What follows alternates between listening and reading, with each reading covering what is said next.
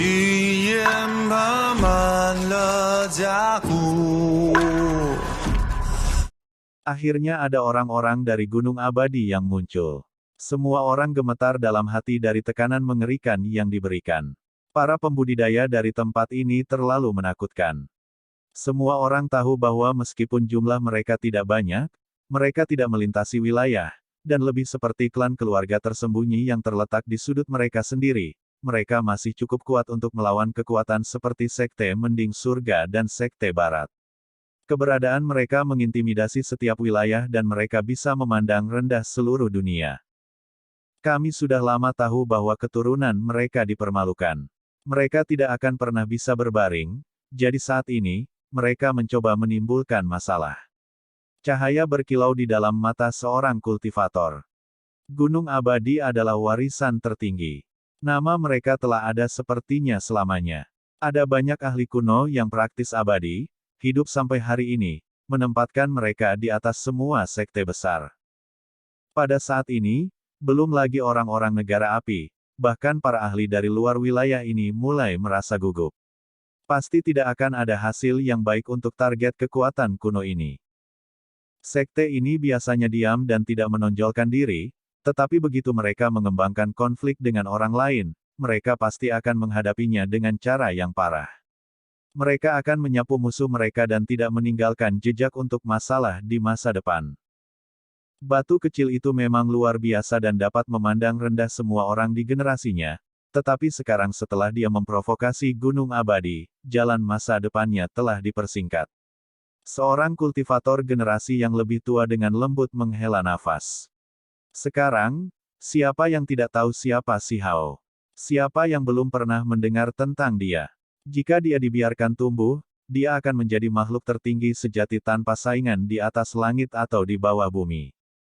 Namun sekarang, dia memprovokasi Gunung Abadi yang biasanya tidak akan ikut campur dalam urusan fana tetapi sangat melindungi orang-orang mereka. Situasinya suram. Jenius warping surga ini mungkin akan mati sebelum waktunya. Gunung Abadi sangat misterius, dan ada dewa abadi yang hidup dalam pengasingan di dalamnya. Jika mereka benar-benar memutuskan untuk mengarahkan kekuatan mereka pada seseorang, maka bahkan Archaic Divine Mountains akan diratakan. Semua orang berdiskusi dengan tenang. Mereka tidak ingin berbicara terlalu keras karena takut mengganggu orang-orang dari Gunung Abadi. Jelas bahwa individu parubaya yang muncul sangat kuat. Selain itu, bahkan jika tingkat kultivasi orang-orang dari Gunung Abadi tidak terlalu tinggi, tidak ada yang berani memprovokasi mereka secara terbuka, karena latar belakang mereka terlalu menakutkan. Karena kalian berdua memiliki semacam hubungan dengannya, kenapa kamu tidak datang juga? Individu parubaya memandang burung merah besar dan singa berkepala 9. Dari tempat bodoh macam apa kamu berasal? Siapa kamu sebenarnya? Kalian bertingkah seperti cucu kedua Raja Surga. Apakah Anda pikir Anda dapat melakukan apapun yang Anda inginkan? Kakek ini tidak takut padamu. Mulut burung merah besar itu sangat tajam. Itu tidak pernah benar-benar menderita terlalu banyak, dan saat ini, dia bahkan merasa cukup baik tentang dirinya sendiri juga. Semua orang menjadi ketakutan. Gagak, ini benar-benar memiliki kepribadian yang unik. Itu sama kasarnya bahkan di depan Gunung Abadi dan tidak takut sama sekali. Ini benar-benar mengesankan dalam dirinya sendiri. Apakah kamu tidak mendengar kata-kata yang baru saja aku katakan? Nada bicara individu parubaya itu sangat dingin. Suaranya tidak keras, tetapi memiliki kekuatan yang mengesankan. Tubuh emas singa berkepala 9 itu menjulang di tempatnya berdiri. Kekuatannya terpancar melalui eksterior yang tenang, membawa aura kekuatan yang luar biasa. Ini adalah perwujudan dari energi yang diperoleh dari garis keturunannya yang dihidupkan kembali. Itu tidak menjawab, tetapi pupil emasnya meledak dengan cahaya. Mereka adalah ras yang kuat sejak zaman kuno dan memiliki jenis martabat mereka sendiri.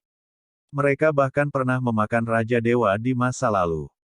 Hal lama, apakah kamu makan terlalu banyak atau semacamnya? Jangan mencoba memasang gertakan semacam ini di depan kakek ini. Aku tidak takut padamu. Burung merah besar itu menantang. Ketika individu parubaya itu mengangkat tangannya, seberkas cahaya bersimbol perak terbang keluar. Itu menghasilkan suara gemuruh saat melesat di udara. Sejumlah besar simbol mengikutinya, menciptakan sejumlah besar tekanan. Semua orang tercengang. Hanya serangan biasa saja sudah sangat kuat. Individu paruh baya ini sangat tangguh. Tingkat Raja. Seseorang berkata dengan tenang. Tokoh tingkat tertinggi pergi ke isolasi dan menyegel diri mereka di dalam pegunungan mereka untuk selamat dari bencana yang akan datang, sehingga Raja yang mulia menjadi eksistensi yang paling kuat. Mereka bisa bergerak tanpa hambatan di dalam wilayah gurun. Untuk individu paruh baya Immortal Mountain untuk memiliki teknik semacam ini membuat semua orang menjadi serius. Biasanya, generasi muda seharusnya tidak menampilkan sosok di level ini. Bahkan jika itu di luar wilayah ini, sosok seperti ini akan memiliki identitas yang hebat, karena para ahli tertinggi biasanya selalu berkultivasi dan tidak akan ikut campur dalam urusan fana. Burung merah besar itu benar-benar seperti burung gagak. Itu berteriak keras dan mengepakkan sayapnya.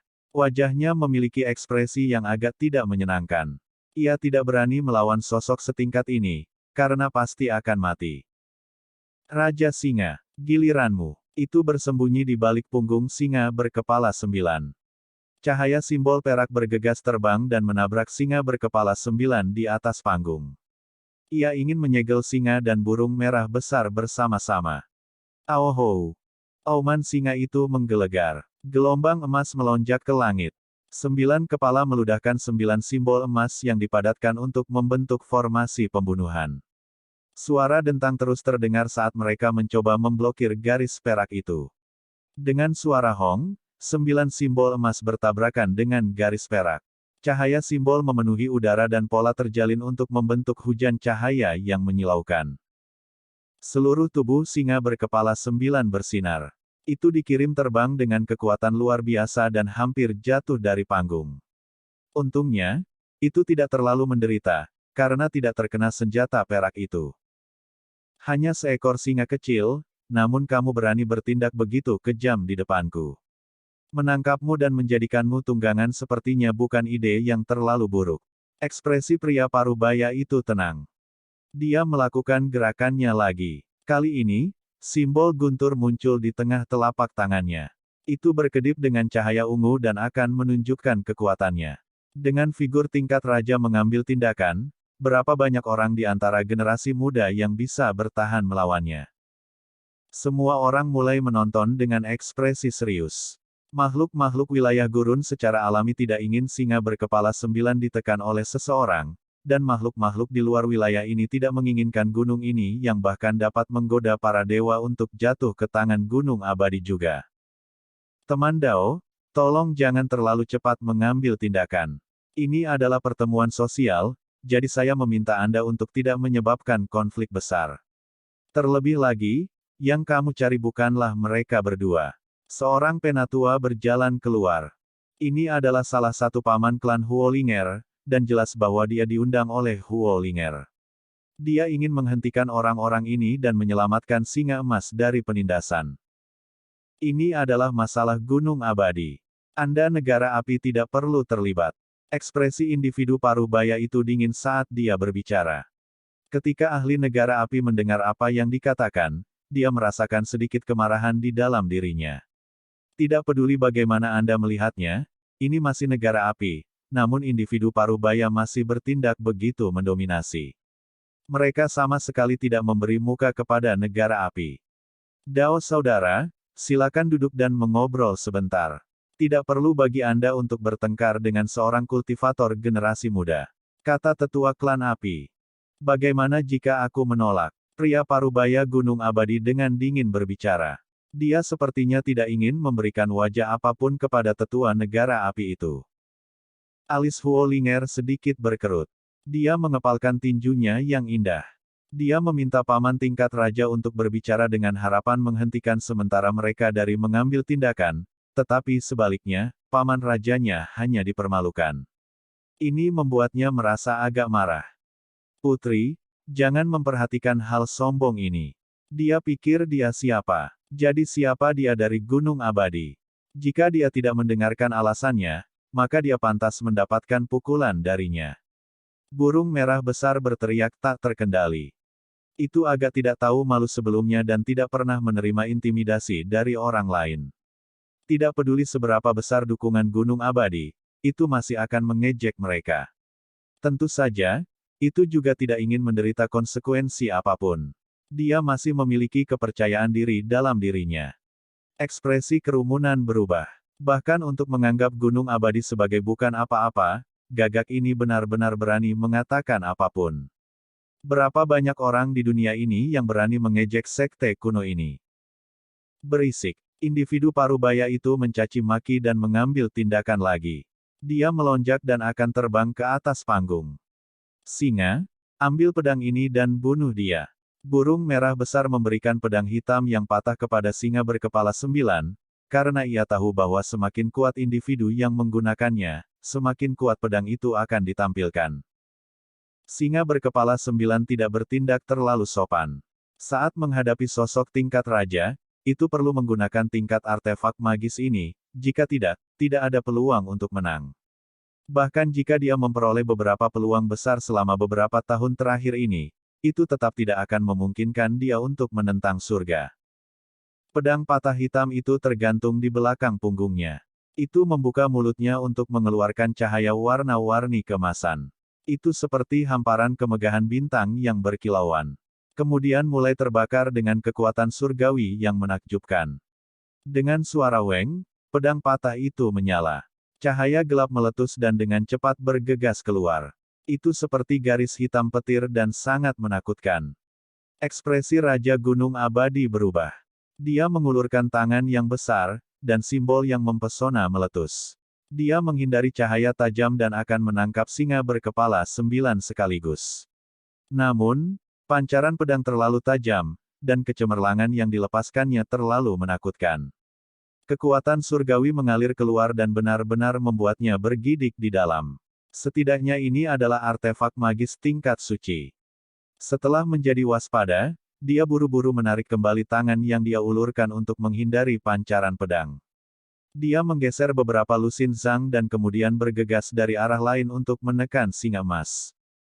Orang-orang Gunung Abadi memasuki wilayah gurun agak terlambat, jadi mereka tidak tahu sejarah pedang ini. Akibatnya, dia hampir mengalami bencana begitu dia naik, membuatnya sangat ketakutan. Singa kecil sepertimu sebenarnya memiliki pedang suci untuk melindungimu. Sepertinya aku sedikit meremehkanmu. Namun, ini seharusnya, kan? Pada akhirnya, bahkan jika kamu memiliki artefak ajaib ini, perbedaan di antara kita terlalu besar untuk dilampaui. Pria parubaya itu tertawa dingin. Dia mengatakan yang sebenarnya. Begitu seseorang memasuki Formation Arrangement Realm, kekuatan mereka akan meledak. Alam kultivasi sebelumnya dimaksudkan untuk meletakkan fondasi. Ranah ini adalah di mana seseorang akan benar-benar mencerminkan kekuatan seorang ahli sejati. Terlepas dari apakah itu menuju penggunaan simbol atau wawasan seseorang, mereka semua akan memasuki tingkat yang sama sekali baru. Itu bisa dilihat dari nama ranahnya saja, formasi susunan. Simbol yang terakumulasi dari sebelumnya akan benar-benar meletus. Singa berkepala 9 tidak mengatakan apa-apa. Itu sekali lagi memuntahkan hamparan cahaya warna-warni emas yang membungkus dirinya di sekitar pedang yang patah ini, memungkinkannya meledak dengan kekuatan. Energi pedang segera berkelok-kelok, dan cahaya surgawi melonjak. Kelopak mata semua orang melompat. Singa emas ini terlalu ganas. Setelah menggunakan pedang patah ini, itu benar-benar membuat seorang ahli raja dari Gunung Abadi enggan menghadapinya secara langsung dan terus mundur. Kenyataannya, bahkan di antara tokoh-tokoh tingkat raja di alam pengaturan formasi, tidak ada yang berani bertarung melawan pedang suci atau pedang suci secara langsung. Mereka hanya bisa menghindari energi membunuh dan serangan dari samping. Pakar realem pengaturan formasi Gunung Abadi tidak pernah berharap singa berkepala 9 menjadi begitu berani dan kuat dan metodenya menjadi sangat tidak biasa. Itu mengubah pedang hitam menjadi bagian dari tubuhnya untuk terus mengirimkan energi pedang. Dia tidak punya cara untuk segera bergegas.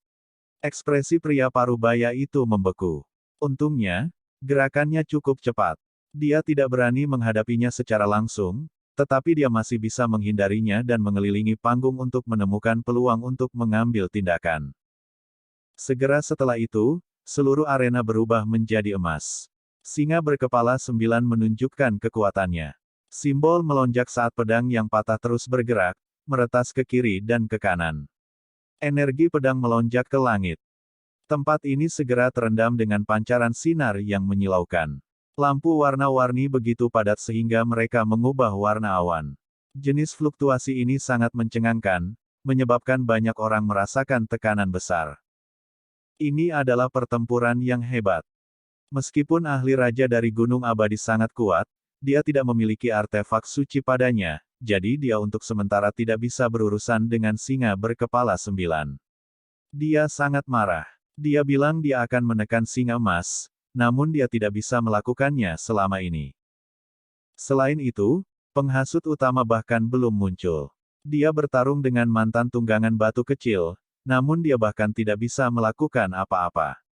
Ini hanyalah jenis penghinaan.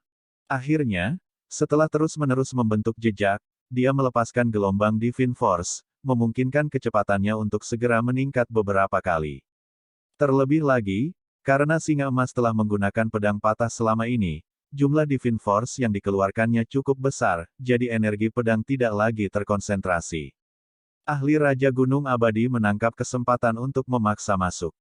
Ini buruk. Burung merah besar menjerit.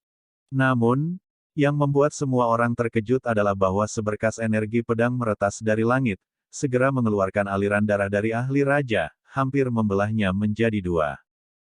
Ketika rentetan kedua energi pedang menyerang dari langit, sebuah put terdengar.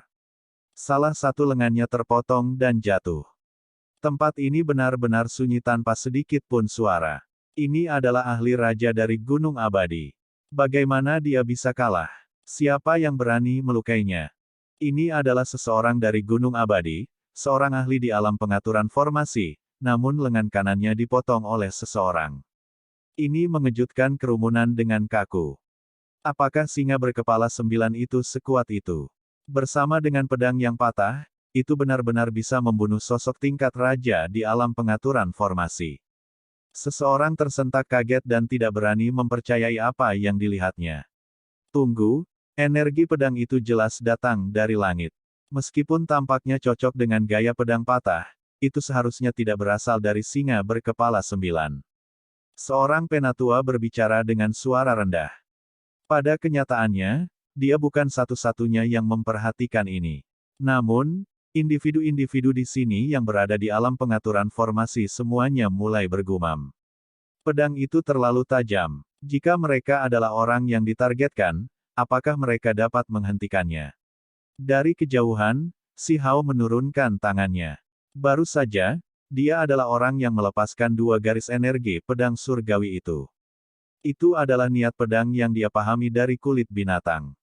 Sebatang rumput bisa membelah matahari, bulan, dan bintang. Misteri yang mendalam dan alam yang menakutkan semacam ini sudah cukup untuk membuat jantung seseorang berdebar kencang ketika memikirkannya.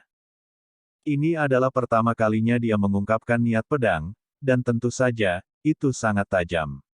Dia tidak mengambil tindakan lagi. Sudah cukup baginya untuk memberi pelajaran pada pria parubaya ini, karena mereka mungkin masih memiliki hubungan darah yang jauh.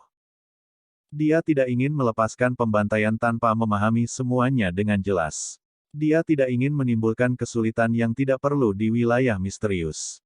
Jika dia benar-benar membunuh beberapa orang dari keluarga ibunya, itu mungkin akan menjadi masalah besar. Wajah individu parubaya dari Gunung Abadi jatuh. Dia menatap langit dengan tidak percaya. Energi pedang itu terlalu aneh. Itu tidak memiliki asal, hanya bagaimana itu dirilis. Yang paling penting adalah kekuatannya terlalu besar. Tidak mungkin baginya untuk membela diri. Salah satu pedang menebas ke arah dadanya dan hampir membelahnya menjadi dua. Ini adalah peringatan. Pedang kedua memotong lengannya. Darah terus mengalir keluar, ini adalah hukumannya. Siapa ini? Berani memperlakukannya seperti ini. Ada kebencian besar di dalam hati individu paruh baya itu. Tatapannya menyapu semua orang dengan cara yang mengintimidasi. Dia datang dari Gunung Abadi dan mewakili warisan tingkat atas. Benar-benar berani, berani menjadikan gunung abadiku sebagai musuhmu, dia mengatupkan giginya. Matanya melonjak karena marah. Singa berkepala 9 mengaum. Pupil emasnya bersinar, dan ia memuntahkan hamparan api keemasan yang mengelilingi pedang patah itu. Sekali lagi diretas. Sangat berani dan kuat. Banyak orang berteriak ketakutan. Banyak orang belum pernah melihat pemandangan aneh ini. Mereka mengira bahwa itu adalah singa berkepala 9 yang telah memotong salah satu lengan individu paruh baya itu. Sebuah pu terdengar. Pria paruh baya itu baru saja naik ke atas panggung, dan pada jarak sedekat itu, dia tidak punya waktu untuk menghindar. Tubuhnya disapu oleh pancaran pedang, dan luka yang mengerikan terbuka. Darah melonjak hebat. Dia buru-buru terbang mundur dan mundur. Hari ini, dia sebenarnya terus-menerus terluka. Dia benar-benar tidak pernah begitu menderita sebelumnya. Dia menahan diri. Biasanya, begitu seseorang dari Gunung Abadi keluar, siapa yang berani menyinggung mereka? Namun hari ini, tidak hanya seseorang memberontak melawan mereka, mereka bahkan ingin membunuhnya, membangkitkan kemarahan besar dalam dirinya. Namun, tidak mungkin dia bisa terus bertarung sekarang. Dia tahu bahwa jika dia terus menyerang, akan ada risiko kematian di sini. Energi pedang misterius yang muncul barusan terlalu menakutkan. Ini sudah cukup, aku harus mengambil artefak suci. Dia sangat membenci. Dia meraih lengannya yang patah dan berbalik begitu dia mendarat.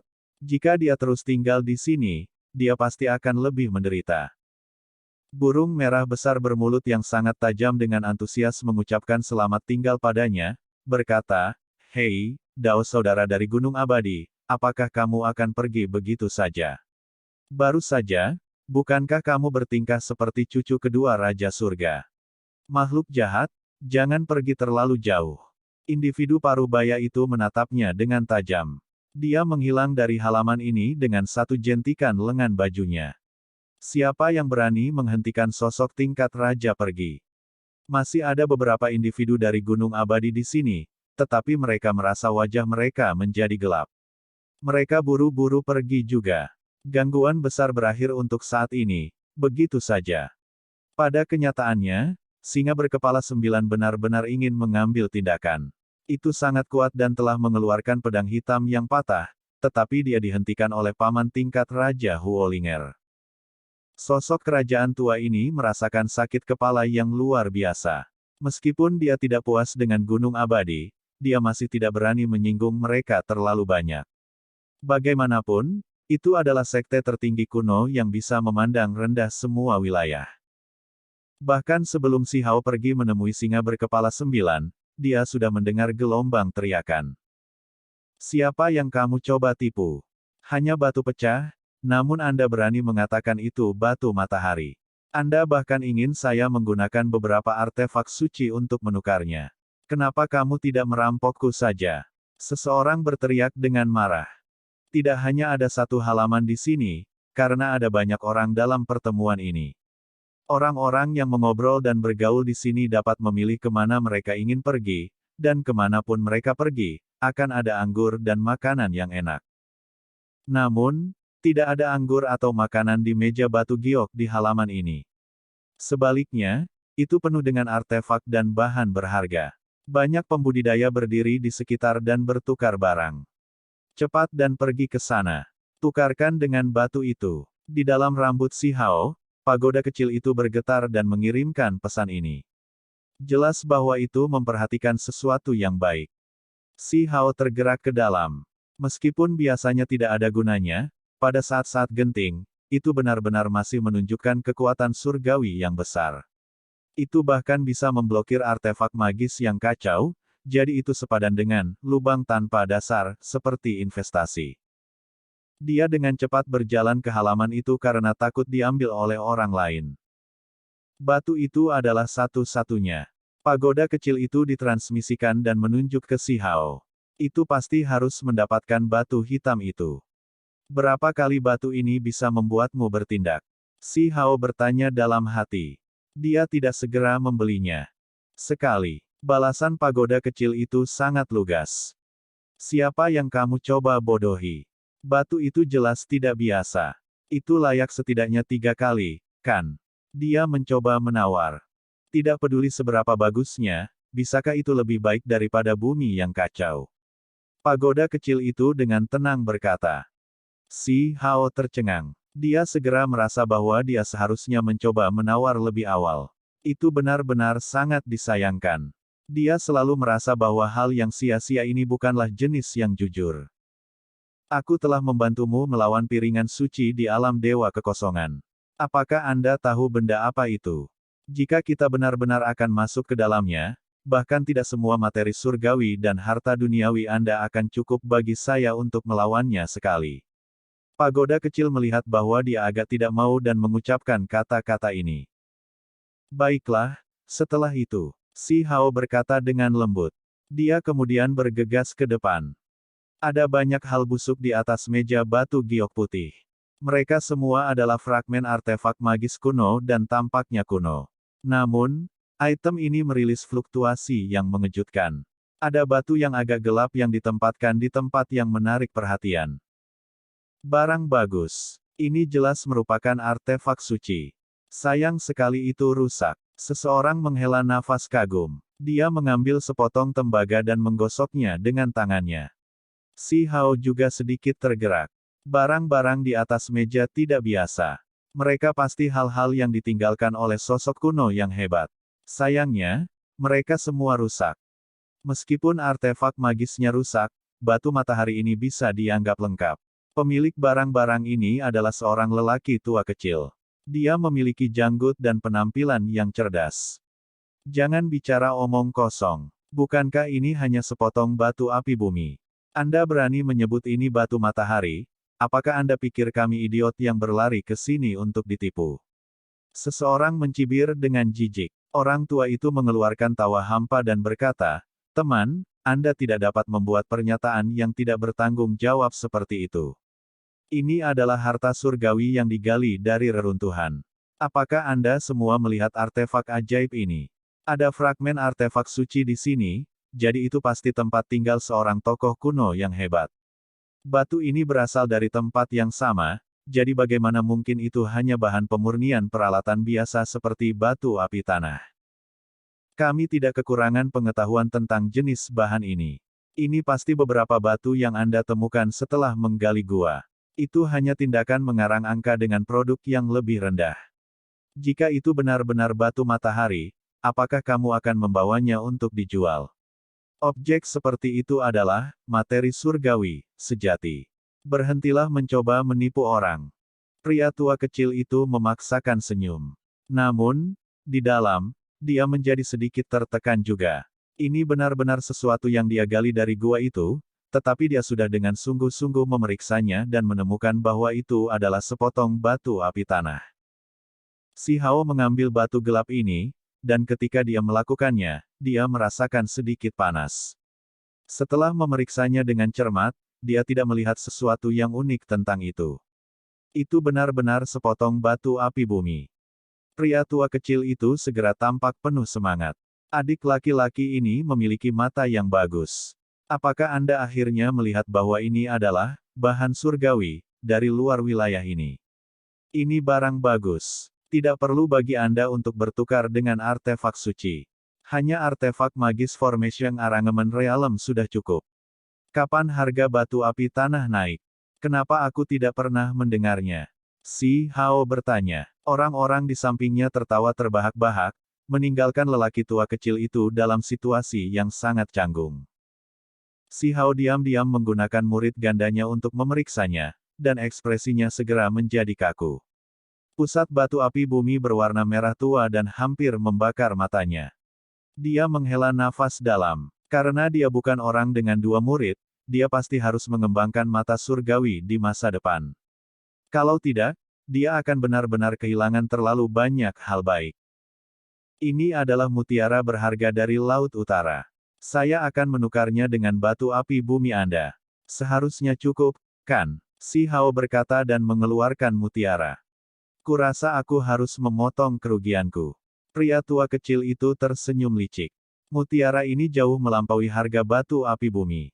Dia dengan cepat menerimanya dan menyerahkan batu api bumi ke Si Hao. Apakah ini benar-benar batu matahari? Si Hao bertanya pada pagoda kecil itu. Benar. Ini benar-benar matahari yang diretas oleh seseorang. Selain itu adalah matahari surgawi tingkat atas. Pagoda tulang yang berkilau mentransmisikan suara secara mental. Ketika si Hao mendengar ini, dia terguncang dalam hati. Seberapa mengejutkan kekuatan seseorang untuk menghancurkan matahari surgawi. Sosok-sosok kuno yang agung benar-benar mencengangkan. Dia memegang batu hitam di tangannya dan memperhatikan bahwa ada beberapa tanda di permukaannya. Sepertinya itu ditinggalkan oleh beberapa artefak keberuntungan. Ketika dia menutup matanya dan dengan hati-hati merasakannya, alisnya tiba-tiba melonjak. Sebenarnya ada niat pedang menakutkan yang terkandung di dalamnya. Jangan melahapnya dulu. Biarkan aku mempelajarinya selama beberapa hari. Kata si Hao. Ini kamu. Tiba-tiba, beberapa anak muda menghentikan langkah mereka dan mengungkapkan ekspresi terkejut. Beberapa hari yang lalu, mereka melihat si Hao di dalam istana yang ditangguhkan. Dia mungkin. Batu kecil itu. Salah satu pembudidaya wanita berteriak kaget. Teriakan ini segera menyebabkan orang mengangkat alis mereka, dan banyak pembudidaya melihat ke atas. Kemudian, melalui suara rendah, mereka mengetahui bahwa pemuda ini mungkin saja si Hao yang telah hidup dalam pengasingan selama lebih dari setahun. Apa? Batu kecil dari pertempuran dua batu muncul. Ketika kalimat ini diucapkan, gelombang besar mengaduk di dalam manor ini. Banyak orang terkejut dan dengan cepat bergegas. Awan gelap melonjak. Beberapa ahli muda dari Black Cloud Rache awalnya pergi untuk mendapatkan bala bantuan. Kali ini, mereka mengundang seorang penatua. Apakah dia orangnya? Penatua bertanya. Itu dia. Beberapa hari yang lalu, dia mempermalukan ahli klan saya. Hari ini, dia menggunakan singa berkepala 9 untuk bertindak kasar. Seorang anak muda berbicara sambil memiliki kilatan ganas di matanya. Penatua tidak mengatakan sepatah kata pun dan mengulurkan tangan besar ke arah si Hao. Pada saat yang sama, sapi barbar merah menyala turun dari langit sambil membawa cahaya api yang tak berujung. Itu memelototi si Hao seperti harimau yang mengawasi mangsanya. Ini adalah ahli tingkat raja. Nyah. Ketika dihadapkan dengan tindakan tokoh tingkat raja ini, si Hao hanya memiliki dua kata ini. Nada suaranya sangat mendominasi. Penatua dari Black Cloud Rache menjadi marah. Tidak peduli bagaimana Anda melihatnya, dia adalah seorang ahli realem pengaturan formasi. Dia mengakui bahwa jika si Hao berada di alam kultivasi yang sama dengannya, bahkan 10 atau 100 dari dirinya tidak akan cukup untuk mengalahkan si Hao. Namun, melihat pemuda ini, dia jelas tidak memiliki simbol formation arrangement realem yang berfluktuasi di sekitarnya. Akibatnya, dia dengan paksa menekan ke bawah dengan tangan besar. Si Hao menamparkan dengan tangan, dan itu bertabrakan dengan tangan besar itu. Suara jernih terdengar, dan mengikuti suara Pu, cahaya berdarah memercik keluar, dan tangan sesepuh itu meledak. Semua orang tercengang. Seorang tokoh tingkat raja bertindak dengan cara yang sombong, namun pada akhirnya, satu gerakan menghancurkan lengan. Betapa mengejutkannya ini. Mungkinkah pemuda ini benar-benar batu kecil? Itu pasti batu kecil. Sudah dikonfirmasi. Selain dia, siapa yang bisa melakukan hal seperti ini? Menggunakan kekuatan seorang pemuda untuk menekan sosok tingkat raja. Halaman ini segera meletus dengan keributan. Semua orang mulai gemetar.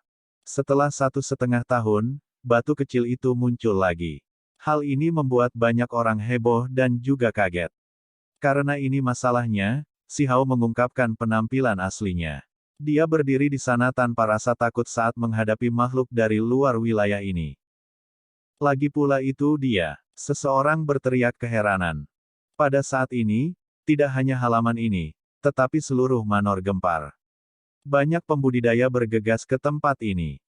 Itu kamu, orang yang membunuh jenius klan saya di dalam tanah leluhur negara api.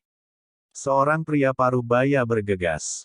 Di bawah pinggangnya ada ekor ular, ini justru ahli Flaming Python Rache. Dia berdiri di samping banteng yang menyala dan berteriak keras. Tersesat jika kalian semua tidak ingin mati. Kata si Hao. Terhadap orang-orang yang memusuhi dia, dia tidak pernah bertindak terlalu sopan. Kamu benar-benar hebat, batu kecil. Terlepas dari apakah Anda seorang pemuda tertinggi dari wilayah gurun, dengan mempermalukan gunung abadi, Anda telah memperpendek masa depan Anda. Pria parubaya yang kehilangan lengannya kembali. Di belakangnya mengikuti seorang penatua. Apa katamu? Si Hao memiliki perasaan uniknya sendiri tentang gunung abadi yang telah ditahan selama ini. Namun, sekarang dia melihat situasi ini, dia mengambil langkah berat keluar dan memaksakan jalannya ke depan. Pria parubaya itu terkejut dan dengan cepat mundur. Namun, dia memperhatikan bahwa pemuda itu terus mengabaikannya sambil melayang di udara. Dia kurang dari 1 meter darinya, dan matanya sangat dingin sehingga mengerikan. Dia memuntahkan seteguk besar darah dari tekanan besar. Dadanya terasa seperti terkena sambaran petir dan dia hampir pingsan di sini. Semua orang sangat terguncang. Pemuda ini benar-benar seperti dewa yang menindas manusia. Tanpa mengambil tindakan, hanya auranya yang mengesankan sudah cukup untuk memaksa kembali sosok tingkat raja dari Gunung Abadi, memaksanya untuk batuk darah, dan menderita luka parah. Darah mewarnai area di depan. Dadanya terasa seperti diremukkan. Mata individu parubaya dari Gunung Abadi dengan cepat menyusut tak percaya. Saat ini, tubuhnya sedingin es, dan dia tidak bisa menyembunyikan keterkejutannya. Pihak lain bahkan tidak bergerak dan hanya memancarkan tekanannya, namun memaksanya untuk batuk seteguk besar darah dari tekanan. Ini masih muda. Bagaimana dia bisa memiliki kultivasi semacam ini? Betapa mengejutkannya ini. Kamu, dia tidak tahu harus berkata apa. Dia tiba-tiba mengerti. Sebelumnya, ketika pedang tak berbentuk memotong lengannya saat dia melawan singa berkepala 9, pedang itu dilepaskan oleh pemuda di depannya. Si Hao mendarat di tanah, dan energi yang kuat terkumpul di dalamnya. Itu benar-benar batu kecil. Menakjubkan dan tak tertandingi. Bahkan seorang ahli tingkat Raja Realem pengaturan formasi terluka olehnya. Semua orang sok. Setelah 1,5 tahun, batu kecil dari 2 batu muncul kembali, menyebabkan gangguan yang sangat besar. Itu benar-benar kegemparan. Semua pembudidaya di Manor pecah menjadi keributan dan kekacauan. Ini adalah domain kekuatan fisik, perwujudan dari tubuhnya yang kuat dan berharga. Siapa yang bisa melawan dia dalam kekuatan fisik?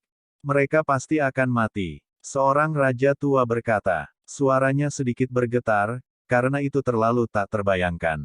Jenis kultivasi tubuh yang hanya muncul dalam legenda ini sebenarnya muncul di usia muda. Semua orang gempar. Namun, ketika mereka memikirkan penampilannya dalam pertempuran 2 batu, tubuhnya sudah mengejutkan. Saat itu, dia sudah diketahui memiliki tubuh yang memiliki tingkat kesempurnaan yang sama dengan tubuh tak terpecahkan Vajra. Benar saja, sepertinya itu tidak salah. Tidak heran, individu parubaya dari Gunung Abadi mundur dan menyeka darah dari bibirnya. Dia merasakan gelombang ketakutan yang berkepanjangan. Penindasan barusan tidak dibenarkan. Wajah sesepuh Black Cloud Rache menjadi mendung. Kabut muncul, dan dia menahan amarah di dalam dirinya. Sebelum memastikan apakah pihak lain itu batu kecil atau bukan, dia segera mengulurkan tangan besar untuk menekan pemuda ini. Namun, dia tidak pernah berharap pihak lain untuk segera menghancurkan telapak tangannya. Ketika batu kecil itu muncul, siapa yang berani menolak? Tidak ada seorang pun di antara rekan-rekannya yang bisa menjadi lawannya, dan saat ini, hanya tokoh generasi yang lebih tua ini yang bisa menahannya. Seseorang dari daerah gurun berkata dengan suara lembut. Mereka sangat terguncang. Selama periode waktu ini, makhluk-makhluk dari luar wilayah ini bertindak terlalu tinggi dan perkasa. Mereka memandang rendah orang-orang di wilayah gurun, menyebabkan mereka menahan sedikit kebencian. Kamu itu si Hao. Penatua dari Gunung Abadi berjalan keluar. Wajahnya tenang, tetapi kilatan cahaya aneh melintas di matanya. Individu parubaya dari Gunung Abadi yang lengannya dipotong telah pergi untuk mengambil artefak suci, namun pada akhirnya, tetua ini juga mengikutinya. Dia jelas seorang ahli yang tangguh. Si Hao sangat tersentuh. Dia memiliki perasaan yang samar-samar bahwa orang-orang di dalam pegunungan abadi berhubungan dengannya dari pihak ibunya. Pada saat ini, dia dengan tenang menatap yang lebih tua dan mengangguk. Itu benar-benar dia. Dia benar-benar sangat kuat. Bukankah banyak orang ingin melawannya? Sekarang dia muncul, berapa banyak yang benar-benar berani menunjukkan diri. Makhluk dari luar wilayah ini berdiskusi di antara mereka sendiri. Banyak dari mereka tidak dapat secara pribadi menyaksikan pertempuran dua batu, dan saat ini adalah pertama kalinya mereka melihatnya. Pahlawan di kalangan anak muda, memang tangguh. Akan sulit untuk menemukan satu atau dua orang sepertimu bahkan di gunung abadi kami. Penatua itu mengangguk. Kerumunan itu tercengang. Penatua ini memuji bakat Si Hao, tetapi pada saat yang sama, dia menyatakan bahwa masih ada satu atau dua yang bisa menandingi Si Hao, membuat semua orang sangat terguncang. Untuk karakter seperti Si Hao, hanya memiliki satu di wilayah mereka sudah luar biasa dan mulia. Apakah alasan mengapa Gunung Abadi dapat memandang rendah setiap wilayah karena mereka akan selalu memiliki beberapa individu seperti ini? Ketika individu Parubaya dengan lengan yang hilang mendengar Penatua menyebutkan bakat Gunung Abadi, dia segera menjadi bangga dan bergumam, Gunung Abadi saya tidak pernah kekurangan orang. Jenius klan saya bisa meremehkan bakat lain. Semua orang sangat terguncang. Seberapa besar kepercayaan diri ini?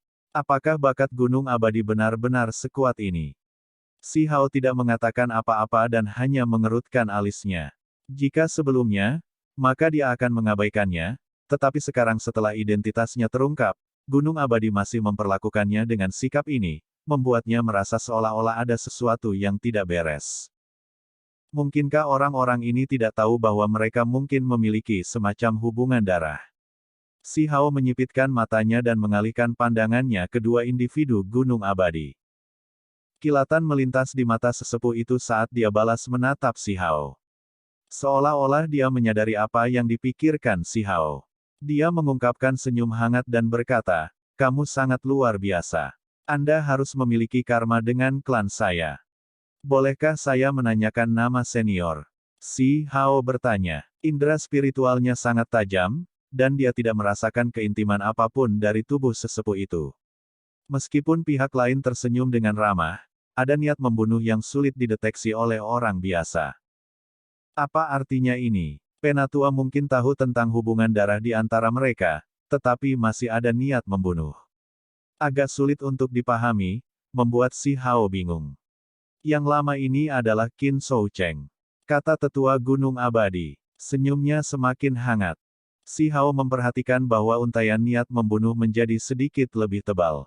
Orang biasa tidak dapat mendeteksinya, dan dia hanya mengandalkan intuisinya yang tajam juga. Anak muda, kamu agak terlalu agresif. Tidak terlalu baik untuk segera memulai perkelahian setelah perselisihan, kata Qin Shou Cheng. Dia menunjuk ke arah pria Parubaya dengan lengan yang patah dan kemudian melihat sesepuh Black Cloud Rache yang kehilangan telapak tangannya. Kultivasi tidak mudah, jadi bagaimana kamu bisa dengan mudah melukai tubuh orang lain? Saya adalah seseorang yang tidak mau membuat masalah. Namun, ketika orang lain menggertak dan mempermalukan saya secara berlebihan dan bahkan ingin mengambil nyawa saya tidak akan menunjukkan rasa takut. Si Hao dengan tenang berkata. Semua orang gemetar. Apakah Gunung Abadi akan membuat segalanya menjadi sulit? Jika kekuatan sebesar itu akan menargetkan satu orang, lupakan pemuda tertinggi, bahkan jika Dewa Abadi muncul, itu masih tidak akan cukup. Mereka tidak akan bisa membela diri sama sekali. Ini karena tempat ini memiliki monster tua yang tidak takut dewa. Penatua menyuarakan kata ketidakpuasan dan memberikan sinyal kepada semua orang. Gunung Abadi tidak menyukai pemuda ini segera menyebabkan para pembudidaya dengan permusuhan terhadap Si Hao menjadi percaya diri lagi. Biarkan aku bertanya lagi padamu. Apakah Anda orang yang membunuh jenius ras saya di tanah leluhur negara api? Tetua ras piton yang menyala itu berjalan. Matanya memancarkan cahaya, dan di bawah pinggangnya ada tubuh ular berapi yang setebal ember. Benar, Si Hao menjawab. Kamu telah membunuh keturunan berdarah murni rasku, jadi bayar saja dengan nyawamu. kata yang lebih tua. Kepalanya yang berambut merah menyala dengan api. Bagian bawahnya berkedip-kedip dengan cahaya merah saat dia meliuk-liuk. Apakah kamu bahkan tidak akan bertanya mengapa aku membunuh mereka? Si Hao mengerutkan alisnya.